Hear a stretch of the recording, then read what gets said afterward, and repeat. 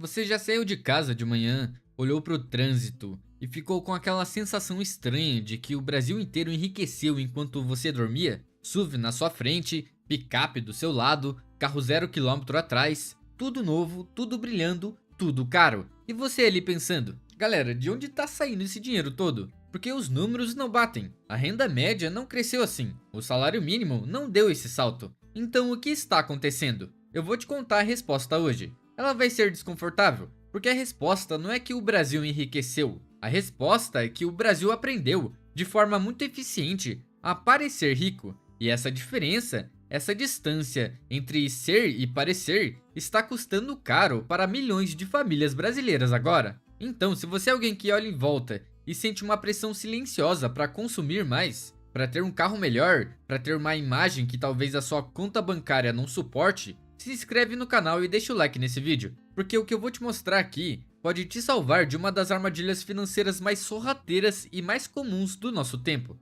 Vamos começar com os números. Em 2025, o Brasil teve um dos melhores anos de vendas de veículos novos da última década. Segundo a Fenabrave, a associação que representa as concessionárias, foram emplacados mais de 2,5 milhões de carros novos só naquele ano. Mais de 2 milhões. Num país onde o salário médio do trabalhador formal gira em torno de R$ 3.600 por mês. Agora olha só, um carro popular 0 km hoje, como um Argo, HB20 ou Polo, já custa algo entre 85 e 100 mil reais. Um SUV como o Creta ou T-Cross já passa dos 120 mil com facilidade. E uma picape média, dependendo da versão, encosta ou ultrapassa os 250 mil reais. E o problema é que quando esse carro entra no financiamento, a conta explode. Num prazo de 60 meses, mesmo com uma boa entrada, as parcelas de um hatch popular zero pode ficar na faixa de 1.800 a 2.000 reais. Sem entrada forte, passam disso com folga. E aqui está a questão: como uma pessoa com renda de 3.600, 4.000 reais por mês está sustentando uma parcela de carro que consome 50 ou 60% do salário? A resposta é: ela não está. Ela está tentando e muitas vezes está falhando nessa tentativa de um jeito silencioso e progressivo que só aparece quando já é tarde. Segundo o Serasa, o Brasil encerrou 2025 com mais de 81 milhões de pessoas inadimplentes. 81 milhões de brasileiros com nome sujo, com dívidas em atraso, sem acesso a crédito. E ao mesmo tempo, o financiamento de veículos atingiu recordes. Essas duas coisas não são coincidência, elas são causa e consequência. Mas antes de falar sobre como isso acontece na prática, eu preciso te explicar o mecanismo psicológico que está por baixo de tudo isso. Porque se você não entender o mecanismo, você vai continuar vulnerável a ele. O carro no Brasil não é só um meio de transporte, ele é o maior e mais eficiente símbolo de status que existe na nossa cultura. Pensa comigo, você tem uma casa grande, só quem te visita sabe. Você tem uma roupa cara, ela aparece em alguns contextos específicos. Mas o carro te acompanha em absolutamente todo lugar. No trabalho, na academia, no supermercado, na escola dos filhos, na rua, no sinal, no estacionamento. O carro é o único bem caro que você exibe de forma contínua, involuntária e pública para toda a sua rede social. E o ser humano, que é um animal social profundamente preocupado com o que os outros pensam dele, responde a isso de uma forma muito específica. Ele quer que a história que as pessoas contam sobre ele ao ver o carro seja uma boa história. Olha o carro dele, deve estar bem de vida. Nossa, que carrão, hein? Esse cara é alguém. A gente foi condicionado pela cultura, pelas propagandas, pelas novelas, a associar carro de presença com uma vida de sucesso, com um homem ou mulher que venceu. E é aqui que fica interessante. As montadoras e as concessionárias sabem de tudo isso. Elas não são ingênuas, elas não vendem carro, elas vendem identidade. Elas vendem a versão de você que você quer que o mundo acredite. O comercial da picape não mostra o financiamento de 62 meses. Ele mostra um homem forte, com uma família linda, atravessando o rio na lama, livre, poderoso, bem-sucedido. O comercial do SUV não mostra a parcela comendo mais de 50% do salário. Ela mostra uma mulher independente, moderna, chegando com estilo em todos os lugares. Eles vendem um sonho, e o financiamento é o mecanismo que torna esse sonho acessível agora, mesmo que você não possa pagar por ele. Aqui está o que a maioria das pessoas não percebe. Quando você toma a decisão de comprar um carro acima do que pode pagar, você não está tomando uma decisão financeira. você está tomando uma decisão emocional com roupagem de decisão financeira. E decisão emocional com parcela de R$ 2.000 é o caminho mais rápido que existe para endividamento longo e doloroso. Agora você deve estar pensando, Lipe, mas as pessoas não sabem o que estão fazendo? Não calculam antes de comprar? E é aqui que a coisa fica mais complexa, porque o problema não é a ignorância matemática pura. O problema é que o sistema foi desenhado para te fazer sentir que dá para pagar. Vou te dar um exemplo. O João tem 32 anos, trabalha como analista numa empresa, ganha R$ 6.000 líquidos por mês. Ele vai numa concessionária olhar um SUV de R$ 120.000. O vendedor olha para ele com aquele sorriso treinado e faz a pergunta que toda concessionária faz: quanto você consegue pagar por mês? Não é qual é o preço que você pode pagar pelo carro, é quanto você consegue pagar por mês. João pensa, faz uma conta rápida na cabeça e responde: acho que uns 2.500 por mês. Daí o vendedor digita algumas coisas e em 2 minutos aparece um plano. Entrada de 24 mil, parcelas de R$ 2.500 por 72 meses, 6 anos.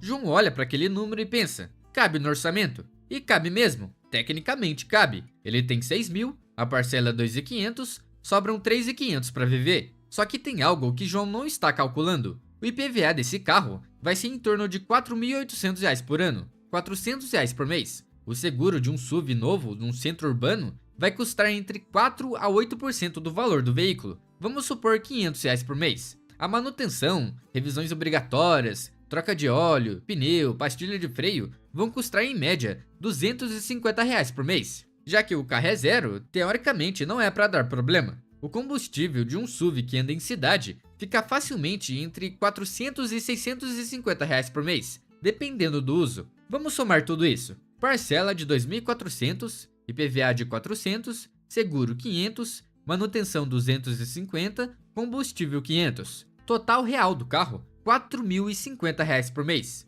Em cima de um salário de 6 mil, sobram R$ 1.950 para pagar aluguel, alimentação, saúde, educação, lazer e qualquer imprevisto. Isso não é apertar o cinto. Isso é cortar o cinto e andar bêbado a 150 km por hora. E olha que eu nem falei de uma situação de imprevisto. Porque quando vem um mês que o João precisa trocar o pneu, ou quando ele fica doente e tem uma despesa médica, ou quando precisa viajar para uma emergência familiar, esse orçamento explode. E aí vem o cartão de crédito, e aí vem o rotativo, e aí vem o João, que comprou um carro zero porque achava que estava bem de vida, pagando 400% de juros ao ano numa dívida de cartão e não consegue mais enxergar o fim do túnel. Mas por que o financiamento ficou tão fácil assim? Por que as concessionárias conseguem aprovar crédito de forma tão rápida, mesmo para pessoas com renda que mal suporta a compra? Aqui está a questão. O mercado de crédito para veículos no Brasil é um dos mais sofisticados e agressivos do mundo. Os bancos sabem que o carro é um bem que pode ser retomado. Se você não pagar o financiamento, o banco manda buscar o carro com muito mais facilidade do que retoma um imóvel, por exemplo. Isso significa que o risco para a instituição financeira é menor, o que permite que elas emprestem para mais pessoas, com mais facilidade e em condições que em outros países seriam recusadas. Além disso, o prazo de financiamento foi se alongando ao longo dos anos. Antes, era comum financiar em 36 ou 48 meses. Hoje, 60 ou 72 meses são o padrão no mercado. Quanto mais longo o prazo, menor a parcela aparente, maior a quantidade de pessoas que se qualifica para a compra e maior o total de juros que você vai pagar no final. Aquele SUV de 120 mil com uma entrada de 24 mil e parcelas de 2.500 por 72 meses, você vai pagar no total algo em torno de 180 mil reais. 180 mil reais por um carro que saiu da concessionária valendo 120 mil reais e que nos 6 anos de financiamento vai valer em torno de 80 a 90 mil reais. Ou seja, você vai terminar de pagar um carro por 180 mil que vale 85 mil. Pense nisso.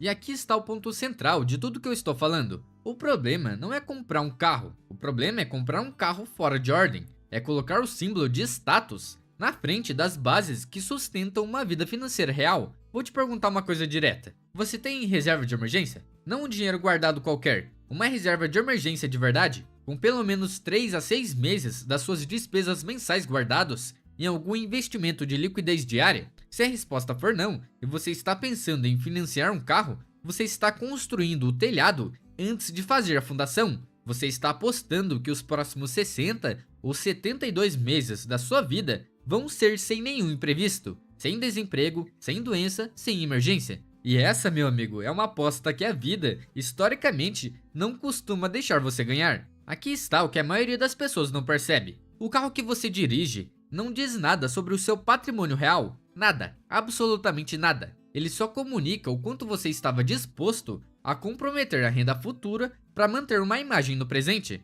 Aquela pessoa que você vê toda manhã chegando no Jeep Compass pode não ter 5 mil de reserva guardada, pode estar com o cartão no limite, pode estar sem plano de saúde, pode estar a um mês da demissão e de uma situação financeira absolutamente caótica, mas ela tem o carro, e o carro comunica exatamente o que ela quer que comunique.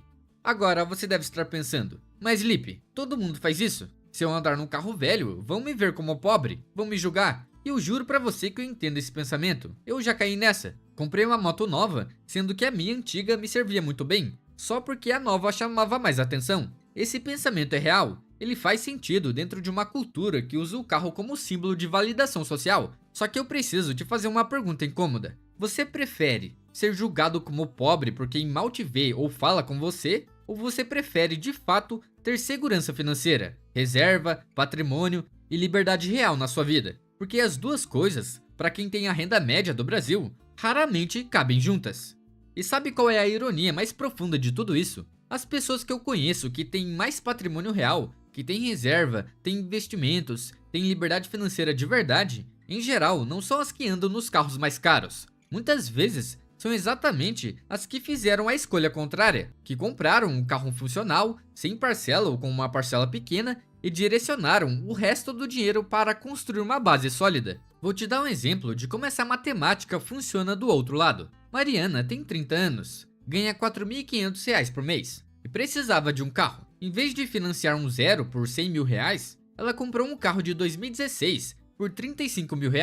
Deu 15 mil de entrada, que tinha guardado, e financiou 23 mil em 36 meses. Parcela de R$ 800 por mês. Seguro de carro mais barato, IPVA menor, manutenção mais simples. O custo total do carro para ela ficou em torno de R$ 1.700 por mês, considerando tudo. Sobram R$ 2.800 para viver, quase R$ 1.000 a mais do que João, só que ainda bem apertado. Porém, aqui tem um detalhe importante. Mariana vai pagar o carro por apenas 3 anos, e depois ela estará livre para guardar o dinheiro da forma como quiser. Se com isso ela começar a investir R$ 1.000 por mês, ou seja, R$ 700 a menos do que ela pagava na parcela, com uma taxa de retorno de 8% ao ano considerando a inflação, em 5 anos ela tem o valor de uma entrada em um imóvel. Em 10 anos, ela tem dinheiro suficiente para comprar um imóvel, ou mais precisamente, R$ 337 mil. Então, de um lado tem João, que perdeu mais ou menos R$ 100 mil em juros e depreciação, fora mais alguns milhares de reais perdidos em dívidas no cartão, que foram a consequência do financiamento mal planejado. Do outro temos Mariana, que quitou o carro dela em 3 anos e em 10 anos tinha dinheiro suficiente para comprar um imóvel praticamente à vista. E aqui que fica interessante, quem é mais rico? João com um carro zero de 120 mil ou Mariana com um carro usado de 35 mil? Percebe como seu carro não diz absolutamente nada sobre a sua riqueza? Agora, eu não estou dizendo que você não pode ter um carro bom, não é isso. Eu estou dizendo que existe uma ordem, existe uma sequência que faz sentido financeiramente, e quando você inverte essa sequência, você paga um preço muito caro por isso. A ordem que faz sentido é a seguinte: primeiro você constrói sua reserva de emergência, 3 a 6 meses de gastos mensais guardados em algo com liquidez diária, tipo um Tesouro Selic ou CDB. Segundo, você estabiliza suas despesas fixas num patamar que deixe espaço para você investir e para imprevistos. Terceiro, se você vai comprar um carro, compre um carro que a sua realidade financeira atual suporta, não um carro que comunica quem você quer parecer ser. Quarto, conforme sua renda cresce e sua base financeira se solidifica, você pode ir melhorando o carro sem comprometer o que construiu.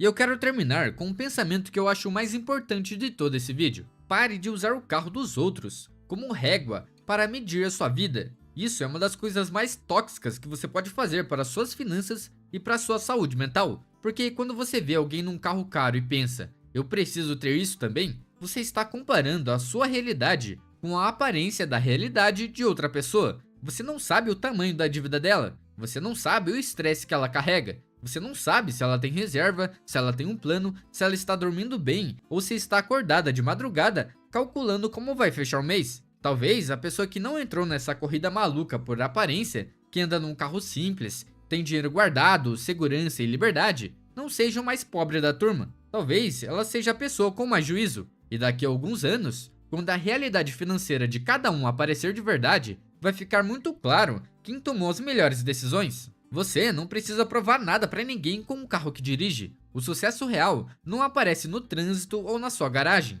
Ele aparece na sua conta, na sua liberdade, na sua capacidade de lidar com imprevistos sem desmoronar. Na tranquilidade de saber que se você perder o emprego hoje, você tem meses pela frente para se reorganizar sem entrar em desespero. Esse é o tipo de riqueza que ninguém vê de fora, mas que você sente todos os dias.